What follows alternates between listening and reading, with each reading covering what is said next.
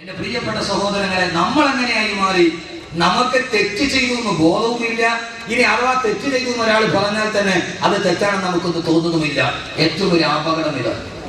അടിവരയിട്ട് കേൾക്കണം, പ്രത്യേകിച്ച് എന്റെ പ്രിയപ്പെട്ട ചെറുപ്പക്കാർ. തെറ്റ് ചെയ്തു, ആ തെറ്റ് ചെയ്തു എന്നുള്ളത് ബോധമില്ല. ഇനി ആരെങ്കിലും ബോധ്യപ്പെടുത്തി തന്നാലോ അതിന് തെറ്റാണെന്ന് അങ്ങനെ പറയാറുമില്ല. ഇപ്പൊ ഏറ്റവും ഒരു അവസ്ഥ എന്താണെന്നറിയോ? ദുനിയാവില് ഏറ്റവും പ്രധാനപ്പെട്ട ഒരു അവസ്ഥ എന്താണെന്നറിയോ? ചെയ്യുന്നത് തെറ്റാണ് എന്നൊരു ബോധം ഇല്ലാതെ. പണ്ട്, വളരെ പണ്ട്, നിങ്ങളൊന്ന് ആലോചിച്ച് നോക്കി. വളരെ പണ്ട് മൊബൈലൊന്നും ഇല്ല. ആകെ ഒരു അന്യ പെണ്ണിനെ എങ്ങാനും ഒന്ന് നോക്കിയാൽ അതൊരു പാപമാണ്. ഇപ്പൊ വിളിച്ചിട്ട് അടിക്കും ഇല്ലേ? എന്താ പറയാ? മൊബൈലില്ല, സാങ്കേതിക വിദ്യ. ചിന്തിച്ചോ? ഒരായത്ത് പറയാൻ വേണ്ടി ഒന്ന് ചിന്തിച്ചു നോക്ക്. മൊബൈലില്ല, ഫേസ്ബുക്ക് ഇല്ല, ചാറ്റിംഗ് ഇല്ല, ഒരു സാധ്യതയില്ല. ആകെ ഒരു പെണ്ണിനോടുള്ള ഇഷ്ടം പറയാനുള്ള ആകെ മാർഗം അവൾ സ്കൂൾ വിട്ട് വരുന്ന വഴിയിൽ തലേ ദിവസം രാത്രി ആരും അറിയാതെ, ഉപ്പയും വാപ്പയും ഉമ്മയും അറിയാതെ, ഹൃദയത്തിന്റെ ചിതറിത്തെറിച്ച വികാരങ്ങൾ കൈ എഴുതിയത് മാതിരി പേടിച്ച് വിറച്ച് വീട്ടിൽ നൽകാൻ പറ്റുന്ന വാപ്പ അറിയും. ആടിന് വളർത്തുന്ന ആട്ടുംകുട്ടി പോയിരുന്ന് ആട്ടുംകുട്ടിലിരുന്നിട്ട് ആരും അറിയാതെ വെള്ളപ്പേപ്പർ എഴുതിയ പ്രണയലേഖനം രാവിലെ വരുന്ന കുട്ടിയെ കാത്തു നിന്ന് തെങ്ങിന്റെ മറവിൽ നിന്നോ അവൾ വരുന്ന സമയത്ത് പയ്യേറിയും അപ്പുറത്തെ മരത്തിന്റെ ചവിട്ടിൽ പോയി നമ്മൾ എടുക്കുന്നുണ്ടോ നോക്കും. ഇതാണ് പണ്ടത്തെ ഒരവസ്ഥ അല്ലേ? എല്ലാം മുത്തഖീങ്ങൾ അവർക്ക് അങ്ങനെ വിഷയമാണ്. യഥാർത്ഥത്തിൽ ഇങ്ങോട്ട് നോക്ക്, ഞാൻ തമാശ പറയാം. ഇങ്ങോട്ട് നോക്ക്. അറിഞ്ഞാൽ അന്ന് വാപ്പ തെങ്ങിയെ കെട്ടിയിട്ടിട്ട് മകനെ അടിച്ചിരിക്കും. ഉറപ്പാ ഇല്ലേ? ഇല്ലേ? അങ്ങനെ അടി കൊണ്ട് എത്ര ആളുകളുടെ കിടക്കുന്ന കൈവക്കി അവരിട്ടിട്ടുണ്ട്. സാലിമസിനെ നല്ല അടി കൊടുത്തിട്ടുണ്ട്.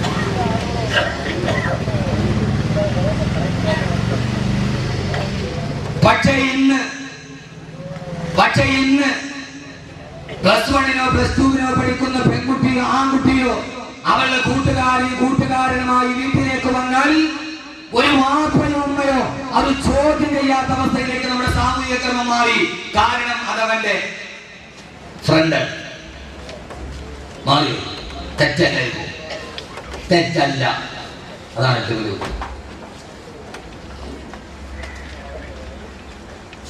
അതുകൊണ്ടാണ് എന്റെ പ്രിയപ്പെട്ട സഹോദരങ്ങളെ ഞാൻ പറയുന്നത്, ഇനി തെറ്റല്ല നമ്മൾ ഗണിച്ചു. 2, ഈ തെറ്റിനെ എന്ത് ചെയ്യും?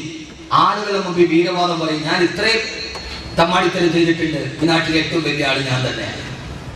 എന്റെ കൊല്ലു ചെറുപ്പക്കാര്യങ്ങൾ നോക്ക്.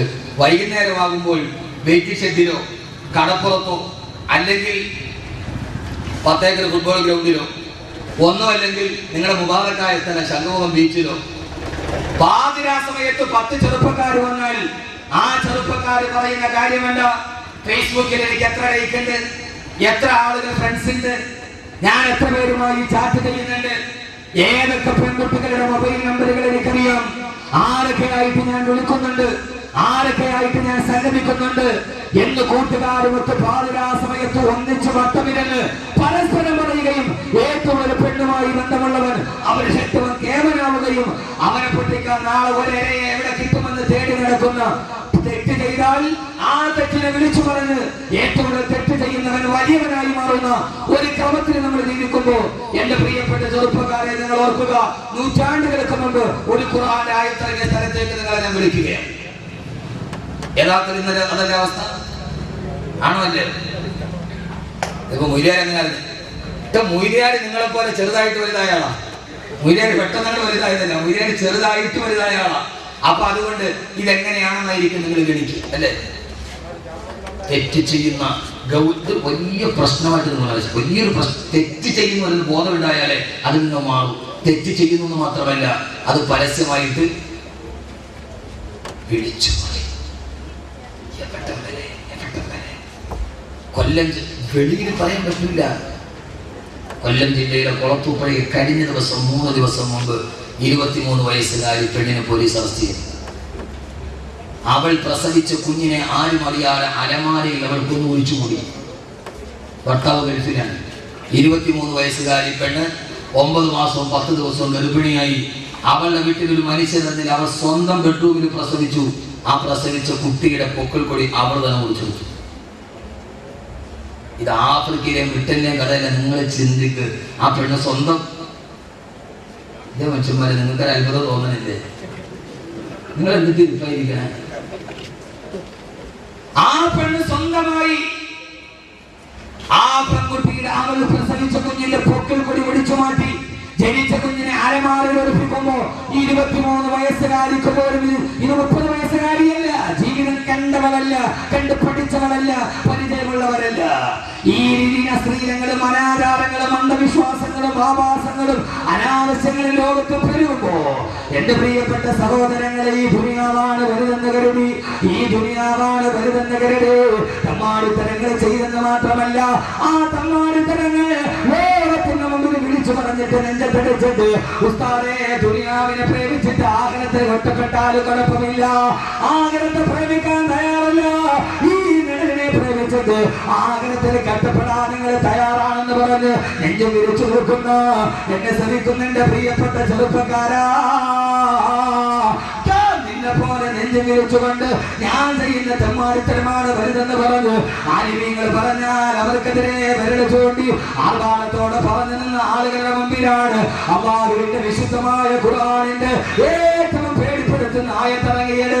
വിശുദ്ധമായ ഖുർആനിന്റെ 6666 ആയത്തുകള് ഏറ്റവും പേടിപ്പെടുത്തുന്ന ആയത്ത് ഖുർആനിലെ ഏറ്റവും ആയത്തിറങ്ങിയത്. കഅബാലയത്തിന്റെ ഭർത്താവിനെ ചാരിയിരുന്നിട്ട് തങ്ങൾ ചെയ്യുന്ന തെമ്മാടിത്തരത്തെ വിളിച്ചു പറഞ്ഞിട്ട് നേരെ നോക്കിയിട്ട് എടാ മുഹമ്മദേ, ഞങ്ങളെ ഉപദേശിക്കാൻ നീ ആരടാ, ഞങ്ങൾ ഇനി ചെയ്യുമടാ എന്ന് പറഞ്ഞിട്ട് വാഹിയാണ്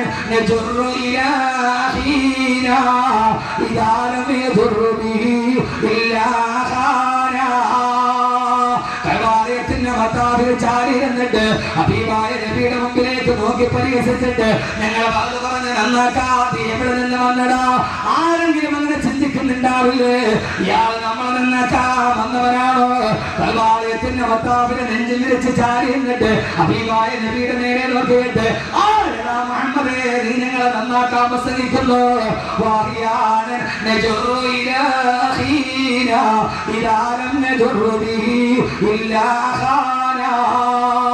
ഒരു ചെറുപ്പക്കാരൻ വിളിച്ചു പറഞ്ഞു, ഇന്ന് രാവിലെ മുതൽ ഞാൻ വ്യഭിചരിക്കാൻ വേണ്ടി നടന്നു, ധാരാളം പെണ്ണുങ്ങളുമായി ഞാൻ കിടപ്പുറ പങ്കിട്ടുണ്ട്. ഇന്ന് രാവിലെ വ്യഭിചരിക്കാൻ ഒരു പെണ്ണിനെ തേടി നടന്നിട്ട് ഒരു പെണ്ണിനെ പോലും കിട്ടാതെ വൈകുന്നേരം വീട്ടിലേക്ക് തിരിച്ചു വരുമ്പോ ഒരു ദിവസം വ്യഭിചരിക്കാൻ എനിക്ക് ഉറക്കം വരില്ല. അങ്ങനെ നിരാശയോടെ നടന്നു വരുമ്പോ എന്റെ സഹോദരന്റെ ഭാര്യയെ കണ്ടപ്പോ അവളെ പിടിച്ചുകൊണ്ടുപോയി കിടപ്പുറയിട്ട് ഞാൻ വ്യഭിചരിച്ചെന്ന് കൽവാലയത്തിന്റെ ഭർത്താവിനെ ചാരി നിന്ന് വീരവാദം മുഴക്കിയപ്പോ മറ്റൊരുത്തൻ പറഞ്ഞിരുന്നറിയോ,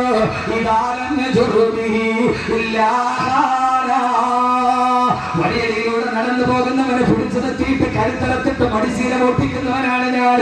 ഇന്ന് രാവിലെ മുതൽ വൈകുന്നേരം വരെ ചന്തയുടെ പുറഭാഗത്തുള്ള പാറക്കെട്ടിൽ ഊരി പിടിച്ച വീരമായി വാളുമായിട്ട് ഞാൻ കാത്തുനിന്ന് ഒരാളെ പോലും വൈകുന്നേരം വരെ കിട്ടിയില്ല. അവസാന നിരാശയോട് ഇന്നൊരുത്തന്റെ കരുത്തലത്തിട്ട് മടിശീല പൊട്ടിക്കാൻ കഴിയില്ലല്ലോ നോക്ക് നിരാശയോടെ ഇരുന്നപ്പോഴാണ് എന്റെ വാപ്പ അതിലെ കടന്നു വന്നത്.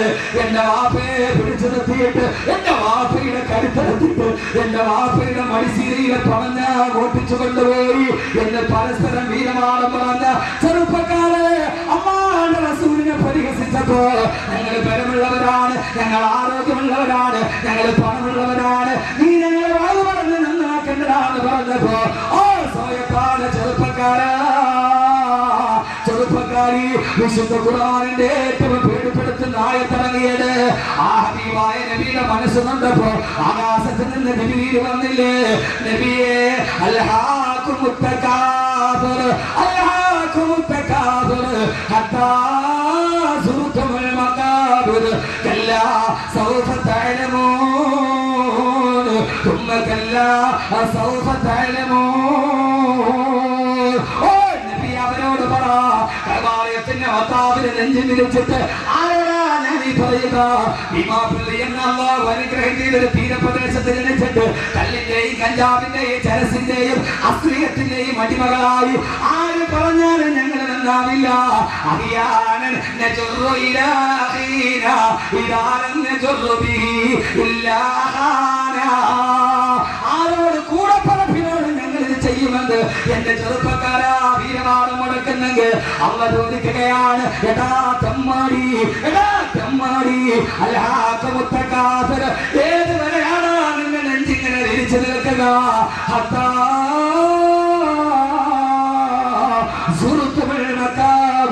ഈ പള്ളിക്കാട്ടിൽ കൊണ്ടുപോയി നിന്നെ മുഖത്തും മണ്ണ് വാരി ഇടുന്നത് വരെയല്ലേ? അതുവരെ അല്ലാതെ നീ അഹങ്കാരം പറയോ? ഏതുവരെയാ? പള്ളിക്കാട്ടിൽ കൊണ്ടുപോയി നിന്നെ മരത്തിൽ കിടത്തിയിട്ട് നിന്റെ സുന്ദരമായ മുഖത്തേക്ക് മണ്ണ് വാരിയിടുമ്പോ ചേരി ചെന്ന് കിടക്കണ നമ്മുടെ മേലെ വരുന്നത് കല്ലാണ്. ഇലയമ്മേ തണ്ണീരടും ചേർത്ത് മണ്ണടിനാല് മറമാട് കാബർ ബഹുജോറിലേ, മറമാടും കാബർ ബഹുജോറിലേ. നിന്റെ സുന്ദരമായ മുഖം പള്ളിക്കാട്ടിലെ കബർസ്ഥാനിൽ മറന്നു കിടക്കുമ്പോ ഈ കാണുന്ന പാട്ടിൽ കാണുന്ന ഈ മനുഷ്യന്റെ സുന്ദരമായ മുഖത്തേക്ക് അവൻ മറന്നു കിടന്നാൽ അവന്റെ മുഖത്തേക്ക് വീടുന്നത് പുഷ്പങ്ങളല്ല. ഇവൻ മറന്നു കിടന്നാൽ അവന്റെ മുഖത്ത് വീടുന്നത് റീത്തുകളല്ല, കല്ലും മണ്ണുമാണ് നിന്റെ വായിലേക്ക് വന്നടിക്കുന്നത്. തമ്മാടി, ഏതുവരെയാ നീ ഇത് പറയുക? ഹത്താ സുറത്തുൽ മക്കാബിർ, പള്ളിക്കാട്ടിൽ നിന്നെ മലത്തിൽ കിടത്തുന്നത് വരെ അള്ള പറയുകയാണ്, അല്ല നീ വിചാരിച്ചതുപോലെയുള്ള കാര്യങ്ങളുടെ കിടപ്പ് നാളത്തെ സൂര്യോദയം കാണാമെന്ന് നീ വിചാരിക്കണ്ട. പുറകെ നീ നന്നായിട്ട് കാര്യം മനസ്സിലാക്കും, പുറകെ നന്നായിട്ട് നീ കാര്യം മനസ്സിലാക്കും,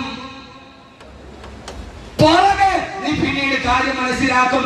എന്റെ മോനെ, ആർക്ക് വേണ്ടി 6 നിരപരാധികളെ രക്തം വീണ് ഭീമാപള്ളിയുടെ തീരപ്രദേശത്ത് പിടഞ്ഞു വീണപ്പോ അവനാണ് കലാപക്കാരനെന്ന് ഇവിടുത്തെ സർവ്വ ആളുകൾ റിപ്പോർട്ട് ചെയ്യപ്പോ ആരവനെ സഹായിക്കാനുണ്ടായിരുന്നത്? ആർക്കാണ് നിനക്കുണ്ടായിരുന്നത്? അള്ള പറഞ്ഞല്ല, നീ വിചാരിക്കുന്നത് പോലെയല്ല ഈ ദുനിയാവിന്റെ പോക്ക്. ഇതിനെ സൃഷ്ടിച്ചത് ഞാനാണ്, ഇതിനെ കൊണ്ടുപോകുന്നതും ഞാനാണ് എന്ന് അല്ലാഹു സുബ്ഹാനഹു വ തആല പറയുമ്പോൾ ഈ ദുനിയാവ് അസലും മഖൂബും ബിത്തൗമി, വിഷം പുരട്ട അമ്പാണ് എന്ന് നബി.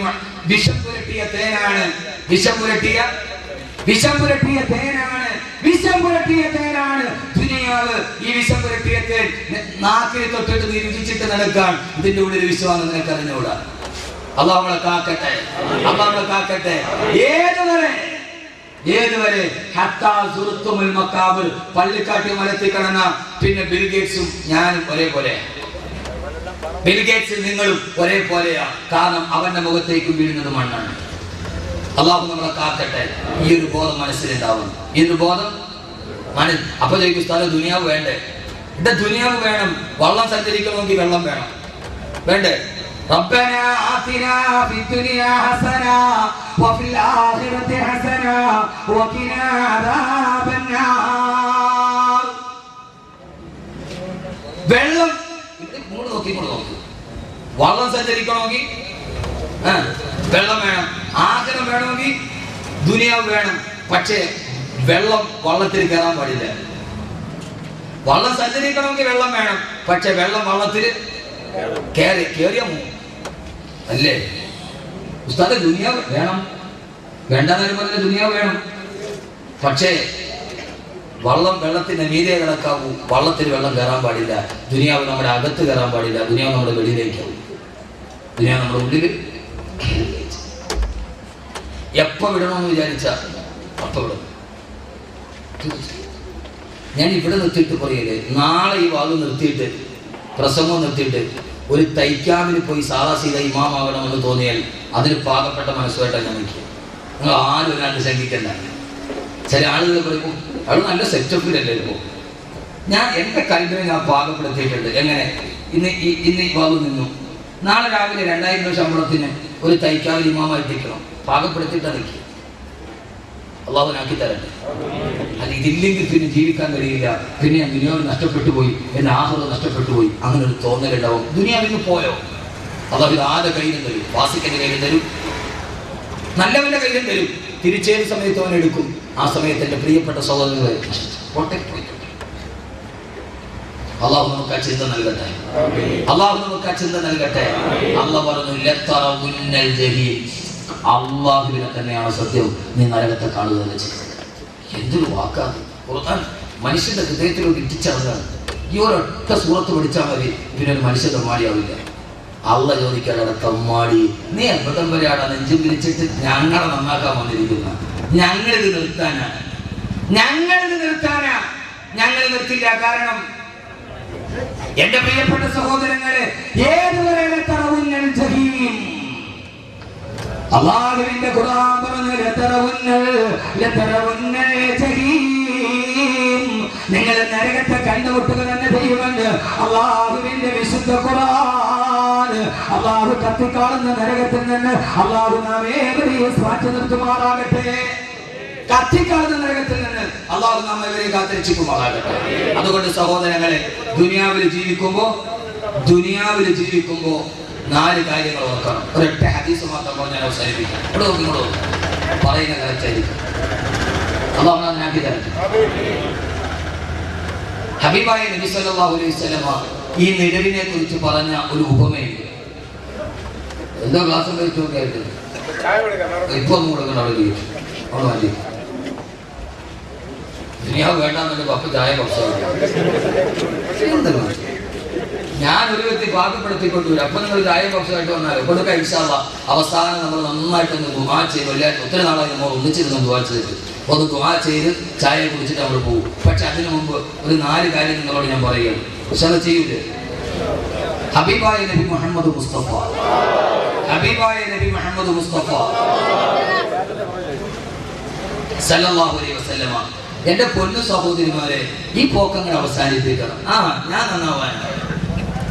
ഞാൻ ഈ മിനിസ്കേർട്ട് വിട്ട് അരയ്ക്ക് റിപ്പോർട്ടില്ലാത്ത വസ്ത്രം ധരിച്ച് ഞാൻ ഇങ്ങനെ നടക്കും. കക്ഷത്തിൽ ഒരു ബാഗ് തോന്നി. മയ്യത്ത് കാണാൻ പോണ പെണ്ണിന്റെ കക്ഷത്തിൽ ഒരു ബാഗ് ഉണ്ടാവും. എന്തിനാണ് അള്ളാഹു?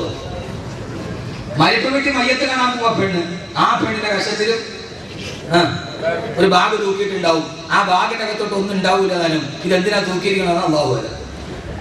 മയ്യത്ത് കാണാൻ പോവാ, അപ്പഴും കക്ഷത്തുന്ന ഒരു ബാഗ്. ഇതെന്തിനാ? ഒരു ഭ്രമമാണിത്. ഞാൻ പറഞ്ഞിട്ടില്ലേ, ഇതൊരു കക്ഷത്ത് ബാഗില്ലെങ്കിൽ ഞാൻ അടാവില്ല. 4 പേര് നോക്കി കൊള്ളാവുന്നുള്ള കക്ഷത്തിലൊരു വാനിറ്റി ബാഗില്ലെങ്കിൽ മയ്യത്ത് വീട്ടിൽ വന്നിരിക്കുന്ന ആളുകൾ എന്ത് വിചാരിക്കും? ഒരു ബാഗ് ഒരു കക്ഷത്തിൽ. അപ്പൊ മയ്യത്ത് കാണാൻ പോണ പെണ്ണിന്റെ കക്ഷത്തിൽ ഒരു ബാഗുണ്ട്. ഇത് പടിഞ്ഞാറിന്റെ സംഭാവനയാണ്. കാരണം പടിഞ്ഞാറിന്റെ പെണ്ണിന്റെ കയ്യിൽ എപ്പോഴും ഒരു ചെറിയ ബാഗ് ഉണ്ടാവും. അതിനകത്ത് എന്താന്നുള്ള കാര്യം എന്നേക്കാൾ കൂടുതൽ നിങ്ങൾക്ക് അറിയാൻ പറ്റും. ഞാൻ പറയുന്നില്ല.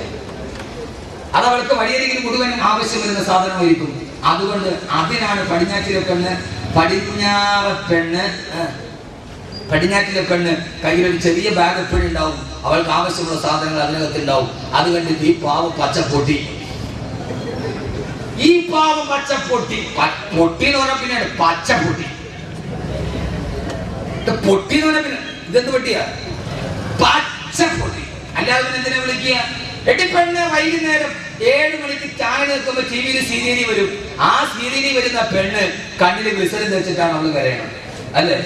സാരി കൊടുത്ത് ഇപ്പോഴത്തെ ഒരു സീരിയൽ അഭിനയിക്കുന്ന പെണ്ണിന് 500 സാരി ഉണ്ടെന്നാണ്. എന്റെ മോൻ 1 വയസ്സുള്ളപ്പോൾ തുടങ്ങിയ സീരിയൽ, അവന് 8 വയസ്സായി. ആദ്യത്തെ സംവിധായകൻ മരിച്ചപ്പോയാലും മോനാ സംവിധായകൻ. സീരിയലെ കൊണ്ടാലും അതിൽ അഭിനയിക്കുന്ന ഒരു പെണ്ണിന് മിനിയാന്ന് സപ്ലിമെന്റിൽ കണ്ടത് അവക്ക് 500 സാരി ഉണ്ടെന്നാണ്. 500 സാരി ഒരു സാരി കൊടുത്ത് മുഖത്ത് പൗഡർ തേച്ച് കണ്ണില് ഗ്ലിസറിൻ തേച്ചിട്ടാണ് സീരിയലിലെ പെണ്ണിരുന്ന് കരയുന്നത്. നീ ഭീമാപ്പള്ളിയിൽ 24 ഇഞ്ചിന്റെ മുമ്പിൽ ഇരുന്നിട്ട് അവള് ഗ്ലിസറിൻ തേച്ച് കരയുമ്പോ നീ കൂടെ പച്ചപ്പൊട്ടി. അല്ലാതെ എന്താ പറയുന്നത്?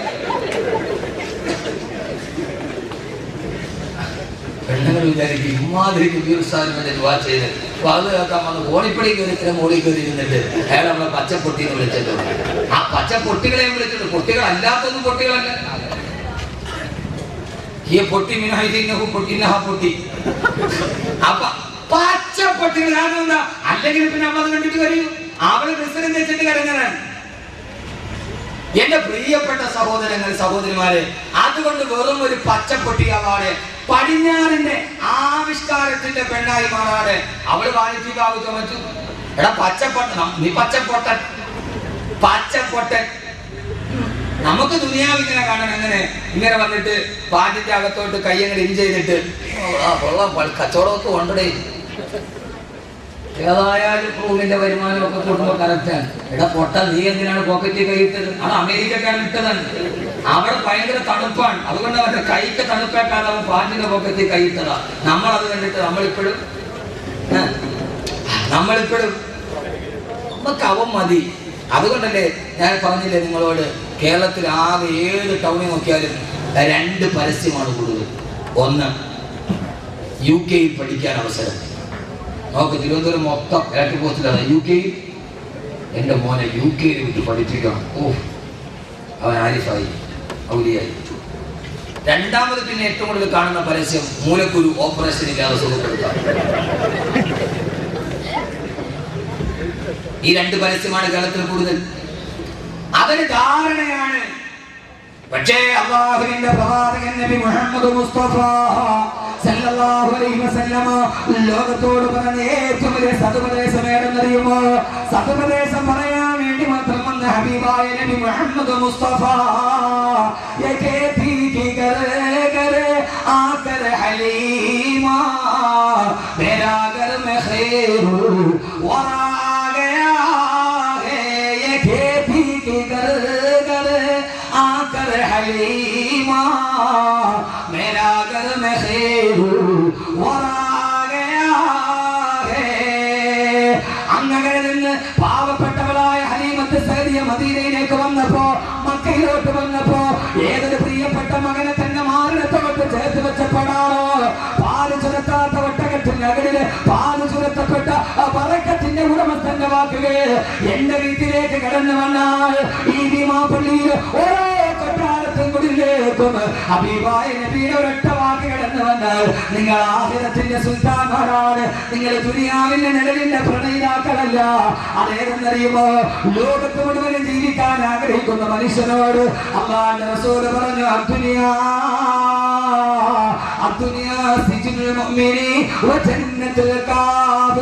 അടിവരയിട്ടിട്ട് അഹ്മദ് കബീറിന്റെ വാക്ക് കേൾക്കുമ്പോ അടിവരയിട്ടിവിടെ നിന്ന് മനസ്സിലാക്കിയിട്ട് പോകണം. ഈ ദുനിയാവ്, ഈ നിഴല്, ഈ ദുനിയാവ് സിജ്നുൽ മുഅ്മിനി, ഒരു സത്യവിശ്വാസിയുടെ ജയിലാണെന്ന് നബി മുഹമ്മദ് മുസ്തഫ. ഒരൊറ്റ ഹദീസ് ഞാൻ പറയും നിഴലുമായിട്ട് ബന്ധപ്പെട്ട്.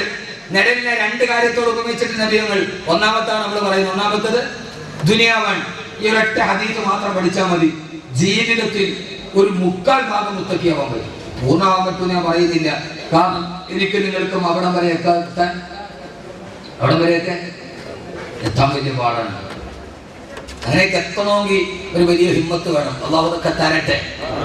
ഒരു സഹാബി മദീനത്തൂടി നടന്നുപോയി, ഒരു സുന്ദരിയായ പെണ്ണ് മുമ്പിലൂടെ പോയി. ആ പെണ്ണിനെ അറിയാതെ നോക്കിപ്പോയി. ആര്? സഹാബി. എന്ന് വെച്ചാൽ ആളുകൾ നോക്കാൻ നിൽക്കരുത്. പെട്ടെന്ന് പടച്ചവനെ പേടി വന്നു. ആ പെണ്ണിനെ അറിയാതെ നോക്കി ആഗ്രഹിച്ചു പോയി. പെട്ടെന്ന് പടച്ചവനെ പേടി വന്നു. നേരെ പള്ളിയിലോട്ട് പോയപ്പോ ഖലീഫ അമീറുൽ മുഅ്മിനീൻ ഉസ്മാൻ ഇബ്നു അഫ്ഫാൻ റളിയല്ലാഹു തആല അൻഹു പള്ളിയിലിരിക്കുകയാണ്. പോയിപ്പോ അസ്സലാമു അലൈക്കും യാ അമീറുൽ മുഅ്മിനീൻ. ആ സമയത്ത് സലാം എന്നായിട്ട് മടക്കിയില്ല. എന്റെ അമീറുൽ മുഅ്മിനീൻ സലാം എന്നായിട്ട് മടക്കാത്തതെന്താ? ആഖിറത്തിന്റെ ആളുകളാണെന്ന് പറഞ്ഞു നടക്കുകയാണ്. വ്യഭിചാരത്തിന്റെ അടയാളം നിന്റെ മുഖത്താണെങ്കിൽ വരച്ചു വെച്ചിട്ടുണ്ട്. സലാം മടക്കിയില്ല. പറഞ്ഞു, വളച്ചിലൊക്കെ ആഗ്രഹത്തിന്റെ ആളുകളാണ്, ഭയങ്കര നിസ്കാരവും നോമ്പും ഒക്കെ തന്നെ. പക്ഷെ ആഗ്രഹത്തിൽ മുഖത്ത് പച്ച വ്യഭിചാരത്തിന്റെ അടയാളം വിട്ട് കാണാൻ കഴിയും. സഹാബി ഞെട്ടിപ്പോയി. സംഭവം നടക്കുന്ന റോട്ടില് പറയുന്നത് വെച്ച് ഇതാണ് മഹാമാര് പറയണ. പള്ളിയിൽ പോയപ്പോ വലിയ നിസ്കാരക്കാരനൊക്കെ ആഗ്രഹത്തിൽ വ്യഭിചാരത്തിന്റെ അടയാളം മുഖത്ത് കാണുന്നുണ്ട്. ആ സമയത്ത് ഈ സഹാബി ചോദിച്ചു, സുബ്ഹാനല്ലാഹ്, എന്താ അമീറുൽ മുഅ്മിനീൻ അനസൽ വഹി ബഅദ റസൂലുള്ളാഹിയുടെ വഫാത്തിന് ശേഷം വഹി വരുന്നുണ്ടോ?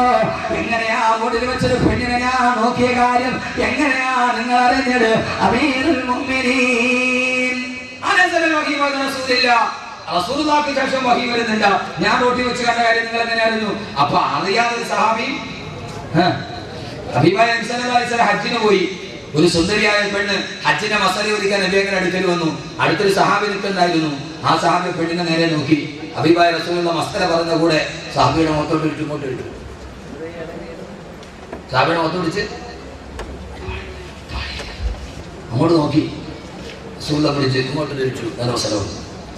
അപ്പോ അത്രയുമൊക്കെ നമ്മൾ എത്തണമെങ്കിൽ കണ്ടാലുടനെ ഒരു പച്ച മനുഷ്യനായിട്ട് നമ്മൾ പറയുക, എനിക്ക് നിങ്ങളുടെ മുന്നിൽ വിലായത്തിന്റെ പദവി ഒന്നും വേണ്ട, എനിക്കൊട്ട് മഹാനാവുകയും വേണ്ട, നിൽക്കണ നിൽക്കൊക്കെ അങ്ങോട്ട് പോയാൽ മതി. എന്റെ പ്രിയപ്പെട്ട സഹോദരങ്ങളെ, കണ്ട ഉടനെ പടച്ചവനെ ഇതിന്റെ ആഹൃതത്തിന് തടസ്സമാവില്ലോ നോക്കിട്ട് കണ്ണ് വലിക്കാൻ മാത്രമുള്ള ഈമാൻ എനിക്ക് നിങ്ങൾക്ക് എത്തിയിട്ടില്ല. അള്ളാഹു എത്തിക്കട്ടെ, അള്ളാഹു എത്തിച്ചു തരട്ടെ ഇവിടം വരെ. പക്ഷേ ഈ ഹദീത്ത് മാത്രം ഒന്ന് പഠിച്ചാൽ ഒരു 70% മുഅ്മിനാവാൻ പറ്റും, 100% പറ്റും ഞാൻ പറയും. അള്ളാഹു നമ്മൾ അവിടെ വരെ എത്തിക്കണമെന്നാണ് നമ്മുടെ ആഗ്രഹം. അള്ളാഹുവിനെ എത്തിക്കട്ടെ. നമ്മൾക്ക് വീണ്ടും കഴിയില്ല. കണ്ടാൽ ഉടനെ ഇതെന്റെ സ്വർഗത്തിന് തടസ്സമാണല്ലോ എന്ന് പറഞ്ഞ് കണ്ണ് പിൻവലിക്കണമെങ്കിൽ അവൻ അവിടം വരെ എത്തും. അത് നാവിന്റെ പ്രസംഗം കൊണ്ട് കഴിയില്ല, അത് കൽവിന്റെ വെളിച്ചം കൊണ്ടേ കഴിയൂ. അള്ളാഹു നാവിന്റെ പറച്ചിൽ കൽവിന്റെ വെളിച്ചമാക്കി അള്ളാഹു തരട്ടെ. അദ്ദുനിയാ സിജ്നുൽ മുഅ്മിൻ, ഈ ദുനിയാവ് നമ്മുടെ ജയിലാണ്. അവിശ്വാസിയുടെ വെടിവെച്ചവൻ സ്വർഗത്തിലാണ്, വെടി കൊണ്ടവൻ ദുനിയാവിലെ നരകത്തിലാണ്. മനസ്സിലായില്ല? ഈ ദുനിയാവ് സത്യവിശ്വാസിയുടെ ജയിലാണ്, അവിശ്വാസിയുടെ സ്വർഗമാണ്. അവന് അധികാരികൾ അവന്റെ കൂടെയാണ്, പോലീസ് അവന്റെ കൂടെയാണ്. അവന് എന്നിട്ട് വംശമായ അവന് സ്വർഗം. നമുക്കിപ്പോഴും നരകമാണ്, നമുക്കിതെപ്പോഴും ജയിലാണ്. നമ്മൾ ജയിൽവാസിയാണ്. അള്ളാഹുവിനെ ആക്കട്ടെ. ആമീൻ പറയും മനുഷ്യന്മാരെ, അള്ളാഹുവിനെ ആക്കട്ടെ. ഇത് ദുനിയാവിൽ ഈ നിഴലിൽ നമ്മളാരാ? തടവില്ല, ജയിൽവാസിയാ. ജയിൽവാസിക്ക് 4 ഗുണങ്ങൾ ഉണ്ടാവും. എത്ര ഗുണം? ജയിൽവാസിക്ക് 4 ഗുണങ്ങളുണ്ട്. ഒരു തടവ് പുള്ളിയുടെ 4 ഗുണം സഹോദരിമാരെ, സഹോദരങ്ങളെ, നിങ്ങൾക്കും എനിക്കും ഉണ്ടായാൽ നമ്മൾ രക്ഷപ്പെടും. പറയട്ടെ. നിഴലിന്റെ പ്രണയം അവസാനിപ്പിക്കട്ടെ. നിഴലിനെ പ്രണയിക്കുന്നെങ്കിൽ ആ നിഴലിനെ പ്രണയിക്കുന്നവർക്ക് 4 അടിസ്ഥാന യോഗ്യത ഉണ്ടാവും. പ്രണയമുണ്ട്, എനിക്ക് ആ പെണ്ണിനെ ഇഷ്ടം, കെട്ടിച്ചേരാൻ പറയും, പെണ്ണിന്റെ വാപ്പാന്ന് പറയും, പോയി സ്വന്തമായിട്ട് ജോലി ഉണ്ടാക്കിയിട്ട് വരാൻ പറയും. അപ്പൊ നിഴലിനെ സ്നേഹിക്കുന്നെങ്കിൽ ആ നിഴലിനെ പ്രണയിക്കുന്നവർക്ക് ഇത്ര ഗുണം ഉണ്ടാവണം. 4. നീ ഇവിടുത്തെ ജയിൽവാസിയാണ്. പൂരപ്പുര സെൻട്രൽ ജയിലിലെ തടവ് പുള്ളിയുടെ ഗുണം എന്താ? ചപ്പാത്തി ഉണ്ടാക്കലല്ല, അത് മെഡിക്കൽ കോളേജിൽ കൊണ്ടുപോയി വിൽക്കലല്ല.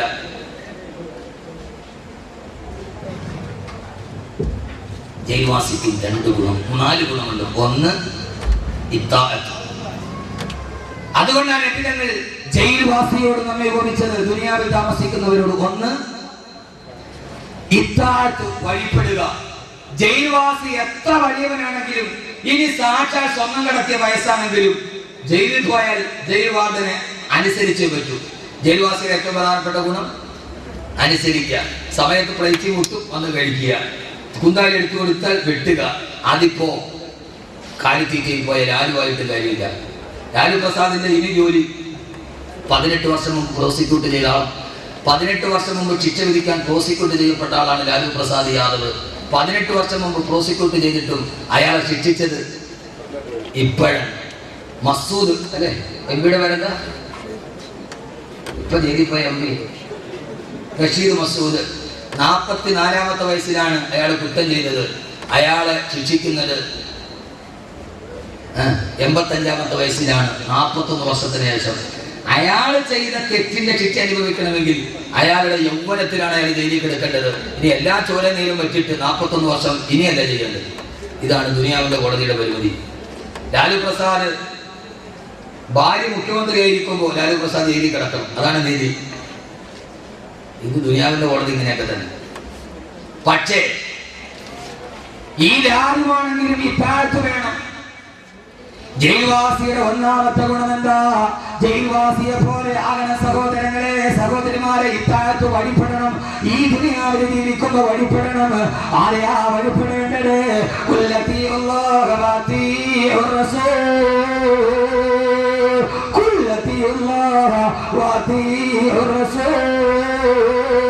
അല്ലാഹുവിനെയും അവന്റെ പ്രവാചകനായ നബി മുഹമ്മദ് മുസ്തഫ സല്ലല്ലാഹു അലൈഹി വസല്ലമയെ വഴിപ്പെടണം.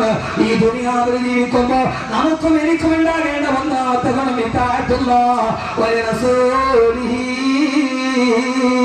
അല്ലാഹുവിന്റെ റസൂലിനെ വഴിപ്പെടുക. എന്നാലേ സഹോദരങ്ങളെ ജയിക്കാൻ കഴിയൂ. എന്റെ പ്രിയപ്പെട്ട ചെറുപ്പക്കാരാ, ഈ കടലിന്റെ തിരമാലകളുടെ മുകളിലേക്ക് ജീവിക്കാൻ വേണ്ടി വള്ളത്തിന്റെ വിലയും കാത്തിരിക്കുന്ന ഈ തീരദേശ പ്രവാസികളോട് പറയുകയാ, അല്ലാഹുവിന്റെ റസൂലിനെ വഴിപ്പെടുക. കടലിന്റെ തിരമാല നിന്റെ കാൽപ്പാടത്തിന്റെ ചുവട്ടിലാണ്. ഈ കടൽ പോലും നിന്റെ കാൽപ്പാടത്തിന്റെ ചുവട്ടിലാ. ബഹുമാനപ്പെട്ട അലായിബ്നു ഹളമി റളിയല്ലാഹു അൻഹു ബഹ്റൈനിലേക്ക് പോവുകയാണ് 3000 സഹാബത്തുമായി. കടൽ തീരത്തെത്തി. കടൽ കടക്കാൻ കപ്പലില്ല. സഹാബത്ത് ചോദിച്ചു, അമീറുൽ മുഅ്മിനീൻ, എങ്ങനെയാണ് കടൽ കടക്കുക? ഓ സമയത്ത് പറഞ്ഞ്, നമുക്കെന്താ കടലിനെ പേടി, നമുക്കെന്താ കടലിനെ പേടി. വലങ്ങനെ സഹാബ് റസൂലുള്ളാഹ്, നമ്മുടെ ഹബീബായ നബിയുടെ സഹാബത്തല്ലേ. നിങ്ങളെല്ലാവരും നിങ്ങളുടെ കുതിരയുടെ മുൻകാലെ കടലിൽ ഇറക്കുക, പിൻകാലെ കടലിന്റെ തീരത്ത് വെക്കുക. എന്നിട്ട് നിങ്ങളെല്ലാവരും കണ്ണടക്കുക. എല്ലാവരും കണ്ണടക്കി. സഹോദരങ്ങളെ, കടലിനോട് മല്ലിടുന്നവരെ, കടലിനോട് മല്ലിടുന്നവരെ, കടലിന്റെ തിരമാലകളോട് ജീവിക്കാൻ പാടുപെടുന്നവരെ, പള്ളിയുടെ നിവാസികളെ, കടൽ തിരമാല നിന്റെ വിരലിന്റെ താഴെ അനുസരണയോടെ നിൽക്കും. എപ്പോഴെന്നറിയോ? ഈ താഴ്ചയുണ്ടായാൽ എല്ലാവരും കണ്ണടച്ചു. ആകാശത്തേക്ക് കണ്ണുയർത്തിയിട്ട് ഒറ്റ ദിക്ർ ചൊല്ലി, യാ അലീം യാ ഹലീം യാ അലീം യാ ഹലീം യാ ഹലീം യാ ഹലീം യാ ഹലീം. ദിക്ർ ചൊല്ലിക്കഴിഞ്ഞു. സഹാബത്തിനോട് പറഞ്ഞ് കണ്ണു തുറന്നു കൊള്ളുക. ഞങ്ങളുടെ കണ്ണു തുറന്നു നോക്കിയപ്പോ ഞങ്ങളുടെ കുതിരകള് ബഹ്റൈനിലെത്തിയിരുന്നു. പള്ളിക്കാരെ, ജയിൽവാസിയാവണം, ഇത്താഅത്തുണ്ടാകണം. തിരമാലയുടെ മുമ്പിൽ നിന്ന് നീ ദിക്ർ ചൊല്ലിയാൽ, മോനെ, വഞ്ചി ഉണ്ടെങ്കിൽ കപ്പലുണ്ടെങ്കിൽ കപ്പലിൽ സഞ്ചരിച്ചാൽ 1 മാസം കഴിഞ്ഞേ ബഹ്റൈനിൽ എത്തുകയുള്ളൂ. കപ്പലുണ്ടായിരുന്നെങ്കിൽ എനിക്കിത്ര പെട്ടെന്ന് എത്താൻ കഴിയുമായിരുന്നില്ല. 10 ദിക്ർ ചൊല്ലി തീരേണ്ട താമസം ഈ കടലിൽ കിടന്ന് ബഹ്റൈനിലെത്തി. അസ്ഹാബ് റസൂലില്ലാഹ് വഴിതെറ്റിയ സഫീന റളിയല്ലാഹു തആല നടന്നു പോകുമ്പോ വായു പിളച്ചുകൊണ്ട് സിംഹം കുതിച്ചു ചാടി. തന്നെ കടിക്കാൻ വരുന്ന സിംഹത്തോട് സഫീന പറഞ്ഞു, കിഫി അസദി കിഫി കിഫി, ഓ മൃഗരാജനെ, കിഫി നിൽക്കുക, നിൽക്കുക, നിൽക്കുക. അനഖാദിമു റസൂലില്ലാഹ്, ഞാൻ ഹബീബായ നബിയുടെ സേവകനാണ്, എന്നെ തൊട്ടു പോകരുത്. ആ സിംഹക്കുട്ടി മുമ്പിൽ നടന്നു. അദ്ദേഹത്തിന്റെ 2 കാലും നാട്ടിൽ കൊണ്ടുപോയി വെക്കുന്നത് വരെ ഒരു പൂച്ചക്കുട്ടിയെ പോലെ സിംഹക്കുട്ടി മുമ്പിൽ നടന്നു. അതുകൊണ്ട് ഒന്ന് ഇത്താഅത്തുണ്ടാകണം. ആരനുസരിക്കണം? ആരനുസരിക്കണം? അല്ലാഹുവിനെ റസൂലിനെ അനുസരിക്കണം. ആ തിരമാലയുടെ മുമ്പിൽ പോയിട്ട് നീ ദിക്ർ ചൊല്ലിയ, ദിക്ർ കഴിഞ്ഞൂടെ? യാ അലീമു, പറമച്ചന്മാരെ, യാ അലീമു യാ അലീമു യാ ഹലീം 10 പ്രാവശ്യം ചൊല്ലിയ, അപ്പൊ ശ്രീലങ്കയിൽ പോവാം, സിലോണിൽ പോവാം. ചിരിച്ചിട്ട് കാര്യമില്ല. ഇബ്നു തൈമിയ്യ പോലും അൽ മുഅ്ജിസാത്തുൽ കറാമയിൽ സംഭവം പറയുന്നുണ്ട്. ഇബ്നു തൈമിയ്യ പോലും എന്തുകൊണ്ട് ഇപ്പൊ നിങ്ങളുടെ ചിന്ത എന്താണെന്നറിയാവോ? പടച്ചോനെ, നാളെ ഇപ്പൊ വിസ ഒന്നും വേണ്ടല്ലോ, ഉള്ള പൈസ മൊത്തത്തിൽ വെച്ചിട്ട് അവിടെ പോയിട്ട് യാ അലീമു യാ ഹലീം പറഞ്ഞാൽ ആരും അറിയാതെ സൗദി പോയി സാധനം മേടിച്ച് കസ്റ്റംസിനെ കാണാതെ ഇവിടെ കൊണ്ട വിൽക്കാം. ചിന്ത വിൽക്കാതെ അങ്ങനെ ആയിരിക്കും. മോനെ കഴിയും. എപ്പോ 10 ദിക്ർ ചൊല്ലിയപ്പോ കപ്പൽ പോകുന്നതിന് അപ്പുറം പോയിട്ട് വന്നു. ഇത് കെട്ടുകഥ, ഇത് അഹമ്മദ് പച്ചക്കിത്താവ് നോക്കിയിട്ട് പറയണല്ല. അൽ മുഅ്ജിസാത്തുൽ കറാമയിൽ ഇബ്നു തൈമിയ്യ പോലും പറയുന്നുണ്ട്, കഴിയും. ചങ്ങനാവും. അല്ലാഹു അങ്ങനെ ആക്കട്ടെ. 2 രണ്ടാമത്തെ നേതാവ് ജയിൽവാസിയുടെ രണ്ടാമത്തെ അടയാളം തടവ് പുള്ളി ഉള്ളത് കൊണ്ട് തൃപ്തിപ്പെടുന്നവർ തൃപ്തിപ്പെടുന്നവനാണ്. അദ്ദുനിയാ സിജ്നുൽ മുഅ്മിനി, നീ ദുനിയാവിലെ തടവുള്ളിയാണ്. അല്ലാഹു നിനക്ക് എന്താണോ തന്നത് ആ തന്നത് കൊണ്ട് നീ തൃപ്തിപ്പെടുന്നവനാകണം. വഖിനഅബി തർക്കിൽ മുസ്തഹാബൽ ഫാഖിരി മിമ്മതഅമി വമലാബിസിൻ വമനാസിലാ. അള്ള തന്നത് ചറ്റപ്പുരയാണോ അതുകൊണ്ട് തൃപ്തിപ്പെടാൻ കഴിയണം. പലിശ മേടിച്ചിട്ട് വലുതാകാൻ തോന്നരുത്, ചീട്ട് കളിച്ചിട്ട് വലുതാകാൻ നോക്കരുത്.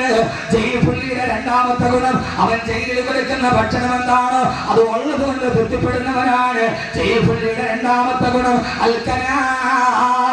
ഹബീബായ നബി പറഞ്ഞു, സമയമില്ലാത്തത് കൊണ്ട് പെട്ടെന്ന് പറയുകയാ, നീ അല്ലാഹു നൽകിയ കുറച്ചുകൊണ്ട് നീ തൃപ്തിപ്പെട്ടാൽ നീ കുറച്ചവര് ചെയ്താൽ അത് അല്ലാഹുവിന്റെ തൃപ്തിയാണെന്ന് നബി മുഹമ്മദ് മുസ്തഫ.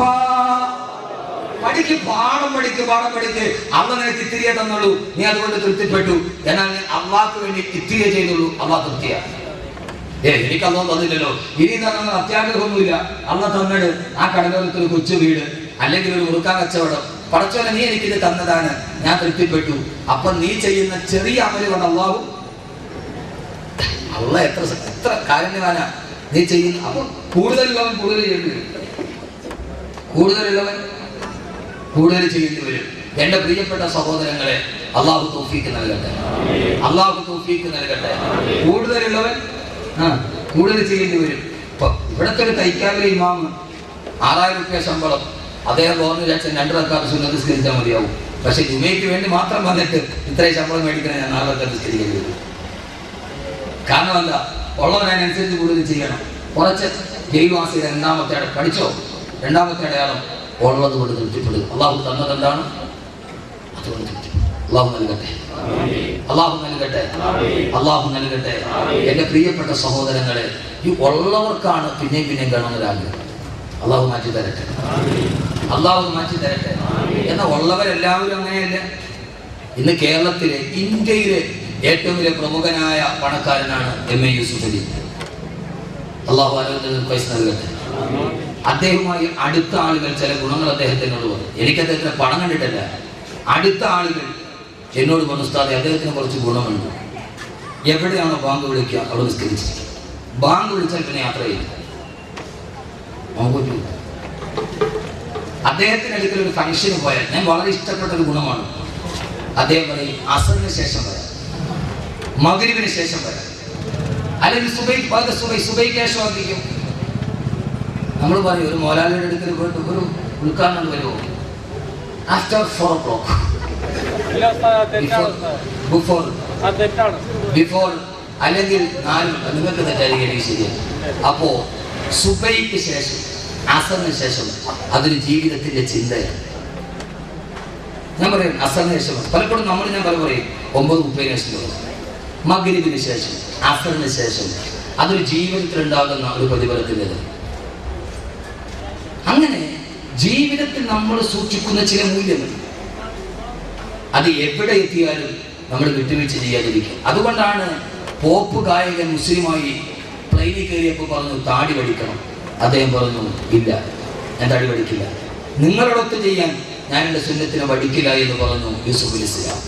അതൊക്കെ കാത്തു സൂക്ഷിക്കുന്ന മൂല്യങ്ങൾ. അള്ളാഹുവിനാക്കി തരട്ടെ, അള്ളാഹുവിനാക്കി തരട്ടെ. ഉള്ളത് കൊണ്ട് തൃപ്തിപ്പെടുക. 3 ആദരവായ പ്രവാചകൻ നബി മുഹമ്മദ് മുസ്തഫ സല്ലല്ലാഹു അലൈഹി വസല്ലം പറഞ്ഞ 3ാമത്തെ ഗുണം തവക്കുലാക്കുക. ജയിൽവാസി എല്ലാ തവക്കുലാണ്. രാവിലെയും വൈകുന്നേരവും ജയിലിൽ പ്രഭാതമായാൽ ആ സമയത്തിന്റെ ഭക്ഷണം എനിക്ക് കൃത്യമായിട്ട് വരുമെന്ന് അറിയാം. അങ്ങനെ തവക്കുലാകുന്ന ആൾക്കാണ്. അതുകൊണ്ട് എല്ലാ പടച്ചറപ്പിലും തവക്കുലാക്കുക, എല്ലാ പടച്ചറപ്പിലും തവക്കുലാക്കുക. സ്വന്തം 2 മക്കളെ നഷ്ടപ്പെട്ടു പോയപ്പോ യാക്കൂബ് നബി അലൈഹിസ്സലാത്തു വസ്സലാം സ്വന്തം കൺമണികളായ മക്കളെ നഷ്ടപ്പെട്ടു പോയപ്പോ യാക്കൂബ് നബി പറഞ്ഞത് എന്തെന്നറിയോ? ഇന്നമാ അശ്കൂ ബത്തി വഹുസ്നി ഇലല്ലാഹ്, ഇന്നമാ അശ്കൂ ബത്തി വഹുസ്നി ഇലല്ലാഹ്. എന്റെ എല്ലാ ദുഃഖങ്ങളും എന്റെ പറച്ചറപ്പിന്റെ മുമ്പിൽ ഞാൻ ഏൽപ്പിക്കുകയാണ്. എന്റെ മക്കളെ നഷ്ടപ്പെടുത്തിയത് അവനല്ലോ, അതുകൊണ്ട് എനിക്കതൊരു പ്രശ്നമില്ല എന്ന് പറഞ്ഞ് എല്ലാ ദുഃഖങ്ങളും വരുമ്പോ, സഹോദരങ്ങളെ സർവ്വ ദുഃഖങ്ങളും വരുമ്പോ, ഈ ദുനിയാവിലെ പ്രയാസം വരുമ്പോ, ഇന്ന് സെൻട്രൽ ജുമാ മസ്ജിദിന്റെ ജുമാ നിസ്കാരം കഴിഞ്ഞിറങ്ങുമ്പോ 3 ചെറുപ്പക്കാർ ഒരേ സമയത്തിന്റെ അടുക്കൽ വന്നിട്ട് പറഞ്ഞു, ഉസ്താദേ ദുആ ചെയ്യണം, 1 മാസമായി RCCയിലാണ്. ഞാൻ ചോദിച്ചപ്പോ ഒരാൾ പറഞ്ഞത് 15 വയസ്സുള്ള മോള്, മറ്റേ ആളുടെ 3 വയസ്സുള്ള മോള്, മറ്റൊരു ചെറുപ്പക്കാരൻ പറഞ്ഞു 3 വയസ്സുള്ള പൊന്നുമോൾ 1 മാസമായി ക്യാൻസർ പിടിച്ചിട്ട് RCCയിലാണ്. ദുആ ചെയ്യണേ ഉസ്താദേ. 3 ചെറുപ്പക്കാർ ഒരേ സമയത്ത് 15 വയസ്സുള്ള പൊന്നുമോൾക്ക് ക്യാൻസർ ആണ്, 3 വയസ്സുള്ള പൊന്നുമോന് ക്യാൻസർ ആണ്. ഈ ദുനിയാവ് പരീക്ഷണങ്ങളുടേതാണ്, ഈ ദുനിയാവ് കഷ്ടപ്പാടുകളുടേതാണ്. ആ സമയത്തെല്ലാ പടച്ചറപ്പിനെ തവക്കലാക്കി അല്ലാഹുവിനോട് പറയണം, അല്ലാഹുവേ ഇന്നമാ അശ്കൂ ബത്തി വഹുസ്നി ഇലല്ലാഹ്. എന്റെ സർവ്വ ദുഃഖവും എന്റെ സർവ്വ പ്രയാസവും എന്റെ ആകുലതകളും എന്റെ പട്ടിണിയും എന്റെ കടബാധ്യതകളും ഞാൻ നിന്നെ ഏൽപ്പിക്കുന്നു അല്ലാഹ്. നീ എന്നെ കാണുന്നുണ്ട്, ഇന്ന റബ്ബക ലബിൽ മിർസാദ്. നീ എന്നെ കാണുന്നുണ്ട് റബ്ബേ എന്ന ബോധത്തോട് ഈ ദുനിയാവിൽ എന്ത് പ്രയാസമുണ്ടായാലും അത് മുഴുവൻ തടവ് പുള്ളിയപ്പോൾ തവക്കുലോടെ പടച്ചറപ്പിന്റെ മുമ്പിൽ എത്തിക്കണം.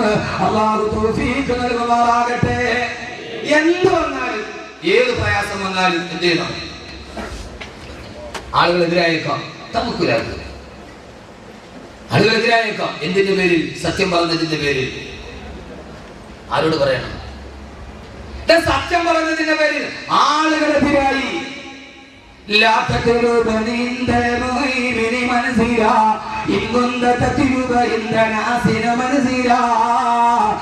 കേൾക്കാൻ വരുന്നവരുടെ മുമ്പ്, നിന്നെ കാണാൻ വരുന്നവരുടെ മുമ്പ്, നിന്നെ സ്നേഹിക്കുന്നവരുടെ മുമ്പ് അവരവരുടെ തൊട്ടിക്ക് വേണ്ടി നീ എന്തെങ്കിലും ചെയ്താൽ എന്റെ മുമ്പിൽ വന്നാൽ നീ ഒന്നും തേടണ്ട. നീ ജനങ്ങൾക്ക് വേണ്ടി വഴി പറഞ്ഞവനാണ്, അവരെ സുഖിപ്പിക്കാൻ പറഞ്ഞവനാണ്. അതുകൊണ്ട് നിനക്ക് എന്റെ മുമ്പിൽ ഒന്നുമില്ല. അതുകൊണ്ട് എന്ത് പ്രയാസം വന്നാലും മലത്തിൽ കിടത്തിയിട്ട്, മരുഭൂമിയിൽ മലത്തിൽ കിടത്തിയിട്ട് ആ 2 കാലിന് ചങ്ങല കെട്ടിട്ടുകൊണ്ട് ബന്ധിച്ചിട്ട് നെഞ്ചിലേക്ക് കരിങ്കല്ലെടുത്ത് വെച്ചിട്ട് കഴുത്തിലേക്ക് കത്തിവെച്ചപ്പോ പറഞ്ഞില്ലേ, നിങ്ങൾ എന്റെ മുമ്പിലേക്ക് എന്ത് വെച്ചാൽ അഴുക്കമേ പത്തരഹാറേ സീനേ പതല്ല തകർരേ ദിൽമേ तेरी याद रही है ज़बान मेरी फिक्र चलती है हल्को पर पत्थर रहे എന്റെ നെഞ്ചില് എന്റെ കഴുത്തിലേക്ക് നിങ്ങൾ ചങ്ങല കെട്ടിട്ട് ബന്ധിച്ചു കൊള്ളുക.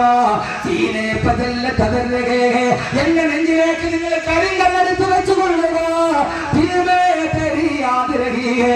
എന്റെ കഴുത്തിൽ നിങ്ങൾ കത്തിവെച്ചിട്ട് പടച്ചറപ്പിൽ നിന്ന് മാറാൻ എന്നോട് പറഞ്ഞാൽ എന്റെ ഹൃദയത്തിൽ നിന്ന് പടച്ചറപ്പിന്റെ ചിന്ത എടുത്തു മാറ്റാൻ എന്റെ കഴുത്ത് മുറിക്കാനേ നിങ്ങൾക്ക് കഴിയുള്ളൂ, എന്റെ കാല് വെട്ടാനേ നിങ്ങൾക്ക് കഴിയുള്ളൂ, ചങ്ങലയിട്ടിട്ട് ഒരിക്കാനേ നിങ്ങൾക്ക് കഴിയുള്ളൂ.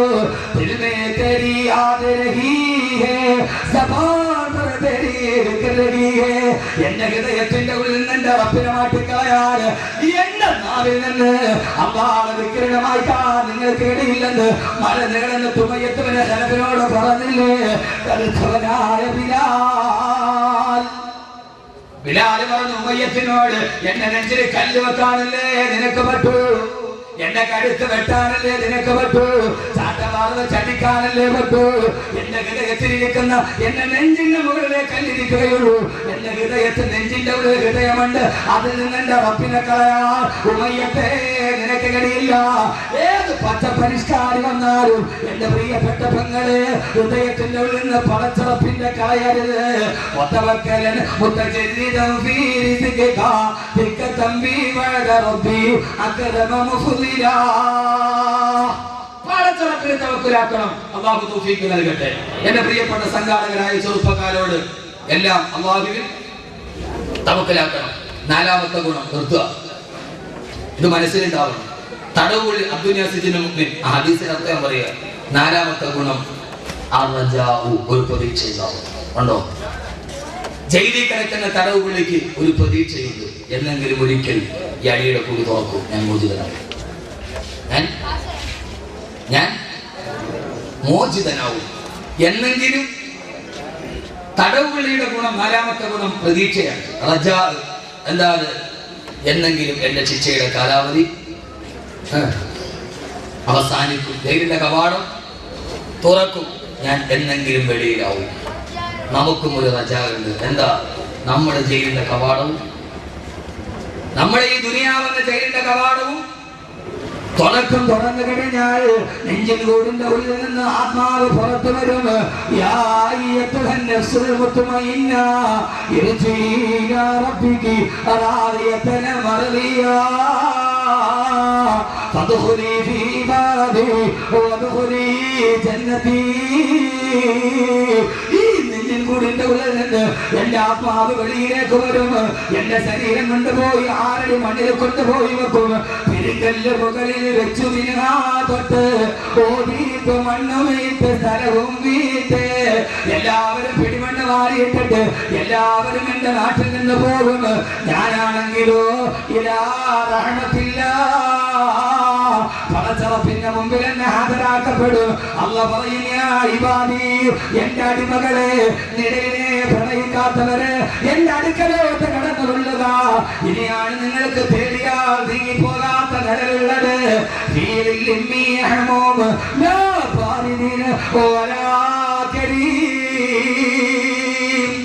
അല്ലാഹു നമ്മൾ അവിടെ എത്തിക്കട്ടെ. നമ്മൾ ഇവിടെ നിന്ന് പോകും, 6 മണിയിൽ കിടക്കും. അവിടെ നിന്ന് എഴുന്നേറ്റ് ആരും നിന്നെ രക്ഷിക്കുകയില്ല. രക്ഷിക്കുമെന്ന് കരുതിയിട്ട് നിലവിളക്ക് കത്തിച്ച് ആ നിലവിളക്കിൽ തന്നെ രക്ഷിക്കാൻ സഹസ്രനാമം ചൊല്ലി അവസാനം 1000 നാമം ചൊല്ലിയിട്ട് 1000 നാമം ചൊല്ലുന്നതിന്റെ അന്ന് ആ നിലവിളക്ക് പിടിച്ച വെളിച്ചെണ്ണയിൽ നിന്ന് തീ പിടിച്ചിട്ടാണ് സിനിമാ നടി സുകുമാരി മരിച്ചുപോയത്. സഹോദരങ്ങളെ, കേൾക്കേണ്ടത് ആ സമയത്ത് നിലവിളക്കിന്റെ വെളിച്ചമല്ല, കാതിൽ വന്ന് പറയണം, യാ അയ്യത്തുഹൻ നഫ്സുൽ മുത്മഇന്ന, നന്നായിട്ട് ജീവിച്ച മനുഷ്യ, ആഖിറത്തെ പ്രേമിച്ചവനെ, വാ എന്റെ മുമ്പിലേക്ക് വാ. ഇനി നിനക്ക് നീങ്ങിപ്പോകാത്ത നിഴലുണ്ട്.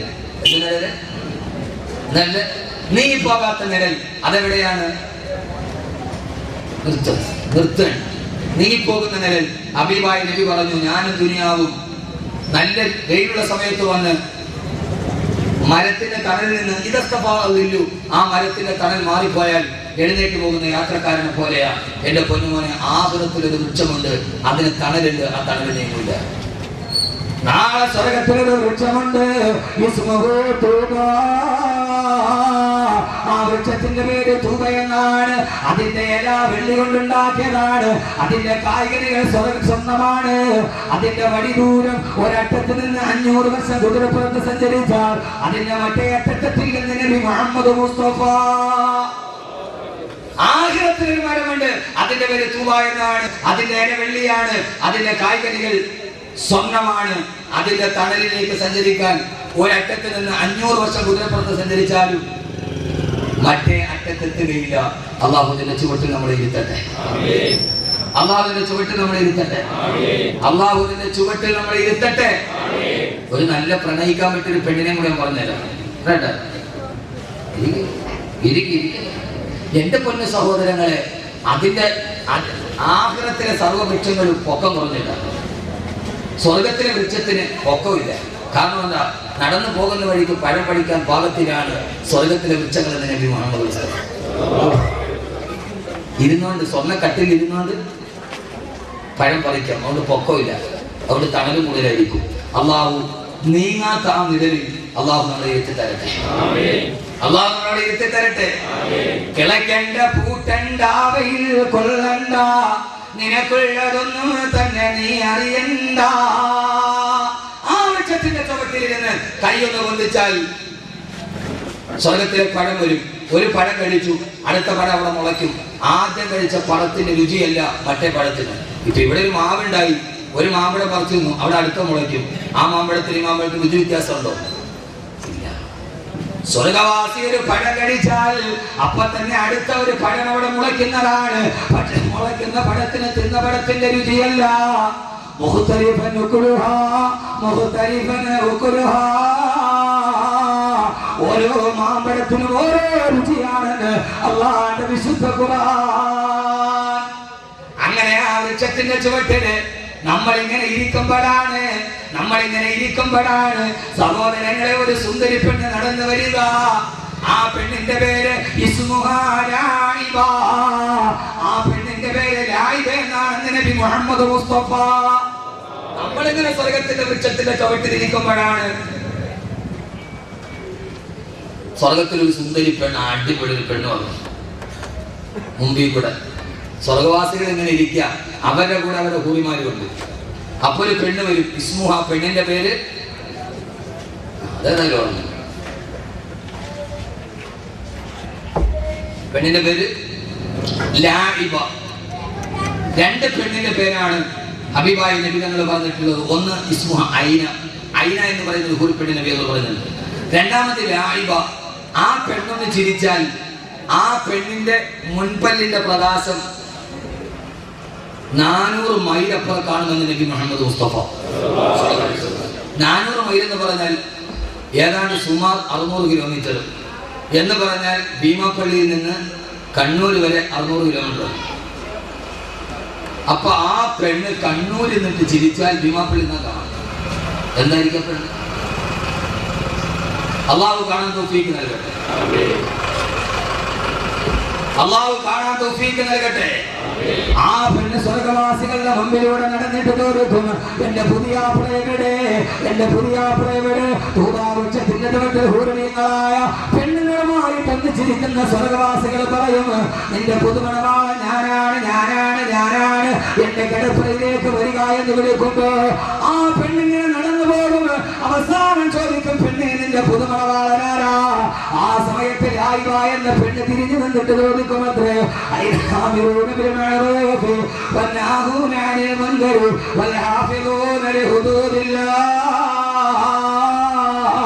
സഹോദരങ്ങളെ, നന്മയ്ക്ക് വേണ്ടി കൽപ്പിച്ചവരുടെ പിന്നെ തടുത്തവരുടെ അള്ളാന്റെ വിധിവിലക്കുകൾ അനുസരിച്ചു ഈ ഭൂമിയിൽ ജീവിച്ചവരുടെ ഞാൻ നിങ്ങളോട് വസിയത്ത് ചെയ്യുകയാണ്. അള്ളാഹുവിന്റെ വിധിവിലക്കുകൾ അംഗീകരിച്ച് ജീവിക്കണം. പടച്ചറപ്പിന്റെ ഇത് നിഴലാണ്. ഈ നിഴലിപ്പ് നീങ്ങിപ്പോയാലും ആ സമയത്ത് പടച്ചറപ്പിന്റെ വിധിവിലക്ക് അംഗീകരിച്ച് ജീവിക്കണം.